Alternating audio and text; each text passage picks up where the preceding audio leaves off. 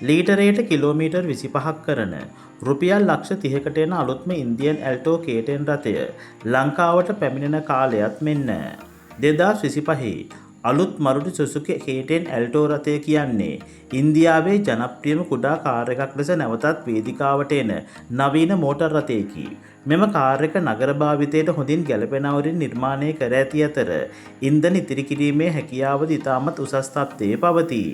නවතම K series dual jet dual VVT එන්ජිමකින් මේ ධාවනය වන බැවින් ලීටරයට කිලෝමීටර් 25කට ආසන්න ඉන්ධන කාර්යක්ෂමතාවක් ලබා දී තිබෙනවා. අලුත් ආකාරයේ ඩිජිටල් ස්පීඩ් මීටරයක්, ටච් ස්ක්‍රීන් ඉන්ෆර්මේෂන් සිස්ටම් එකක්, බ්ලූටූත් සහ ඇන්ඩ්‍රොයිඩ් ඔටෝ කාප්ලේ වගේ අභ්‍යන්තර යාවත්කාලන කිරීම් පවතිනවා. ආරක්ෂාව ගැනත් මරුඩි සුසුකි ආයතනය අවධානය යොමු කර ඇති අතර 2025 මොඩලයේ සියලුම වර්ගවල එයාබෑග් 6ක් ඇති අතර ABS, EBD, real parking sensor වගේ උපකරණද ඇතුළත් වෙනවා.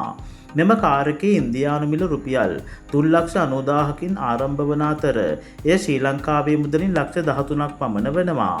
ඒ අනුව බදු සහ ලාභය තබා ගැනීමෙන් පසුව ලක්ෂ 30කට පමණ ලබා දීමටද හැකියාවක් පවතිනවා.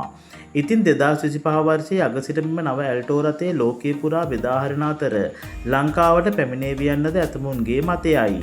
ඉතින් මෙම ඉන්දියන් ඇල්ටෝ රථය ශ්‍රී ලංකාවට පැමිණියහොත් ඔයත් මිලදී ගන්නවාද? කමෙන්ට් එකක් දාගෙන යන්න.